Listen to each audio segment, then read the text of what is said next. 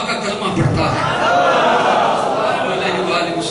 تو میرے حبیب کا نام لیتا ہے، بس میں اسی دیکھتا ہوں، پھر میں تمہارے ساتھ محبت کرتا ہوں۔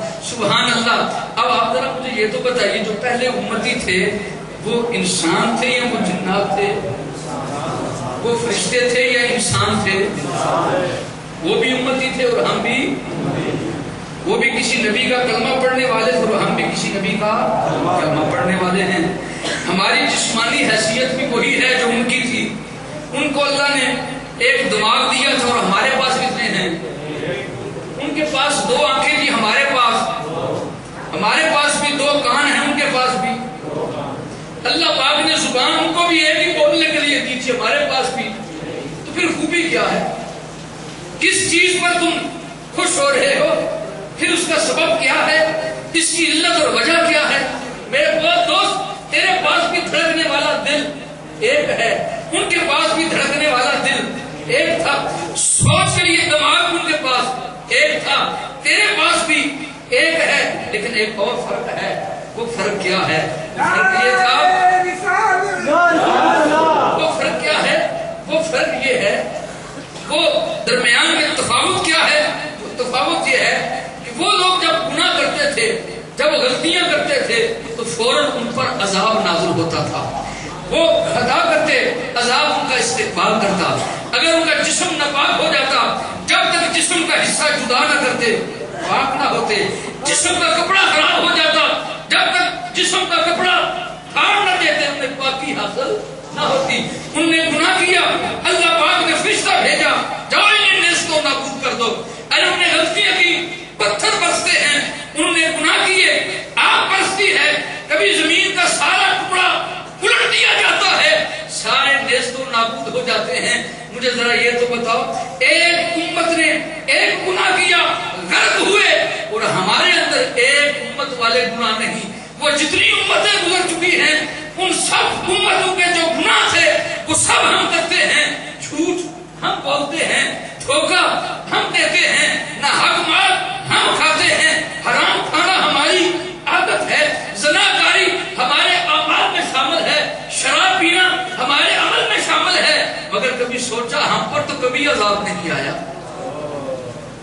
ہم پر تو کبھی عذاب نہیں آیا، ہم پر تو کبھی اللہ کا قہر نازل نہیں ہوا۔ تیرے اور ان میں فرق کیا ہے؟ ارے ان پر عذاب آتا، تجھ پر ابھی تک عذاب نہیں آیا، تو صحیح سلامت چل پھر رہا ہے، کھاتا پیتا ہے، اٹھتا بیٹھتا ہے، سوتا جاگتا ہے۔ کبھی سوچا ہے کہ تم پر عذاب کیوں نہیں آتا؟ میرے دوست، تو نے کبھی سوچا ہو یا نہ ہو، اب میں تجھے قرآن کھول کے بتاتا ہوں کہ ہم پر عذاب کیوں نہیں آتا۔ ہم ساری غلطیوں میں مبتلا ہیں، زنا ہم کرتے ہیں، شراب ہم پیتے ہیں، لوگوں کے دل ہم دکھاتے ہیں، ارے حرام کاری ہمارا عمل ہے، لیکن پھر بھی عذاب نازل نہیں ہوتا۔ وجہ کیا ہے؟ آپ قرآن کھول کے تمہیں بتاؤں، رب فرما رہا ہے ما کان اللہ لیعذبہم وانت فیہم۔ اے میرے پیارے حبیب، تیرے امتی تو اس لائق ہیں، حقدار ہیں کہ میں عذاب دوں، مگر تیرا چہرہ والضحیٰ دیکھتا ہوں تو میری رحمت جوش میں آ جاتی ہے۔ ارے میں کنہیں عذاب دے رہا ہوں؟ اپنے حبیب کے امتیوں کو عذاب دے رہا ہوں، اپنے حبیب کے دیوانوں کو عذاب دے رہا ہوں، اپنے حبیب کے کلمہ پڑھنے والوں کو عذاب دے رہا ہوں۔ اے انسانوں، اے مسلمانوں، تم میں کوئی ایسی خوبی نہیں، ذاتی کوئی خوبی نہیں، اگر خوبی ہے تو مصطفیٰ کی نسبت کی خوبی ہے۔ نعرہ تکبیر، نعرہ رسالت، حضرت علامہ مولانا عتیق الرحمن ہاشمی صاحب۔ سبحان اللہ۔ میں تو یہ سوچ رہا تھا ما کان اللہ لیعذبہم وانت فیہم، اللہ پاک نے ہمیں یہ مستجاب فضا سنا دیا، اتنی بڑی نعمت عطا فرما دی۔ دونوں قرآن پاک کی آیات کا مفہوم میں نے آپ کی خدمت میں پیش کیا۔ اب اس سے ہم اپنا موضوع ترتیب دے رہے ہیں۔ وہ موضوع کیا ہے؟ اردو زبان میں ایک ہلکا سا شعر ہے، وہ انشاءاللہ امید ہے ہضم ہو جائے گا، آپ اسے پک کر لیں اور یہی ہماری گفتگو کا مضمون رہے گا۔ پروردگار عالم نے ہمارے گناہ دیکھے مگر ہم پر عذاب نازل نہیں فرمایا، ہماری غلطیاں دیکھی مگر ہم سے ناراض نہیں ہوا، ہمارے دن رات کے عصیان دیکھے مگر مجموعی طور پر عذاب اور قہر نازل نہیں فرمایا۔ کیوں؟ اس لیے کہ ہمارا تعلق اس بات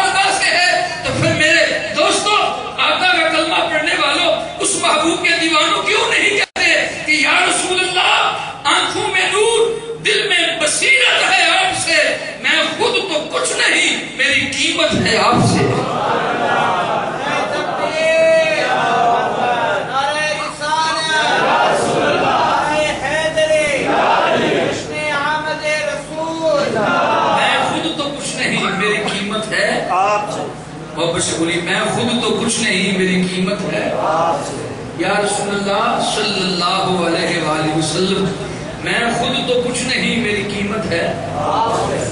توجہ میری طرف رہے. آنا جانا رہتا ہے. یہ جس نسبت کا میں ذکر کر رہا ہوں اس محفل میں ہر آنے والا اور ہر جانے والا ہر دو اسی نسبت میں بندے ہوئے ہیں. سبحان اللہ کیوں نہ آج اس محفل میں بیٹھ کر اس نسبت کو اور ذرا مضبوط کر لیں. یہ یاد رکھنا ہے ہمارا مضمون کیا ہے. میں خود تو کچھ نہیں میری قیمت ہے. واپس بولے میں خود تو کچھ نہیں میری قیمت ہے. جو چاہتے ہیں اور سمجھتے ہیں کہ ہماری قیمت اس پیغمبر کی نسبت سے ہے بے شک بولیں, اور جو چاہتے ہیں کہ کسی اور وجہ سے ہے بے شک خاموش سے ہے. ہم کسی کو مجبور تو نہیں کر سکتے. آنکھوں میں نور دل میں بصیرت ہے آپ سے یا رسول اللہ میں خود تو کچھ نہیں میری قیمت ہے. اے آقا میں خود تو کچھ نہیں میری قیمت ہے. یا رسول اللہ یا حبیب اللہ میں خود تو کچھ نہیں میری قیمت ہے آپ سے. آؤ میں تجھے مدینہ طیبہ کی دھرتی پر لے چلوں. آؤ میں تمہیں اس شہر مدینہ میں لے چلوں. میرے اور آپ کے آقا صلی اللہ علیہ وآلہ وسلم آپ تشریف فرما ہوئے ہجرت فرما کے وہاں تشریف لائے. مجھے بتائیے جب حضور مدینہ میں نہیں آئے تھے تو یہاں کا نام کیا تھا؟ سب جانتے کیا نام تھا؟ محبت سے بولیے کیا نام تھا؟ لیکن سرکار کے آ جانے کے بعد اب ہم اس کو یثرب نہیں کہہ سکتے. اگر کوئی یثرب کہے گا تو اس کے لیے یثرب کہنا حرام ہے. یہ شریعت کا مسئلہ ہے. یثرب اب دوبارہ کہنا یہ کیا ہے؟ حرام ہے. لیکن اب اس کا نام کیا ہے؟ بولیے مدینہ کے عاشقوں بولو. اس پیارا شہر پاک سے پیار اور محبت رکھنے والوں کیا نام ہے اس کا؟ مدینہ طیبہ, مدینہ منورہ, مدینہ مقدسہ, مدینہ معظمہ, مدینہ مجلہ, مدینہ منقہ, مدینہ مصفر.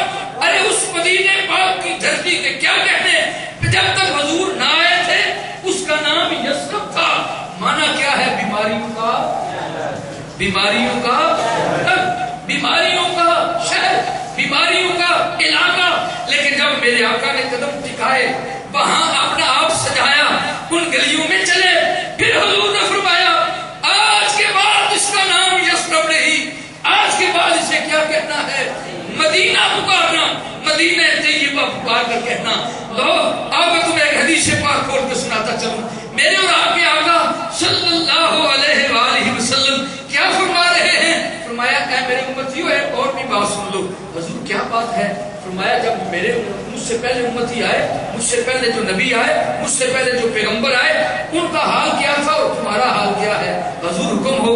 فرمایا جب وہ عبادت کرنا چاہتے تھے, جب اللہ کی بارگاہ میں جھکنا چاہتے تھے تو ان کے لیے اللہ تعالیٰ نے جگہ مخصوص کر کے رکھی ہوتی تھی.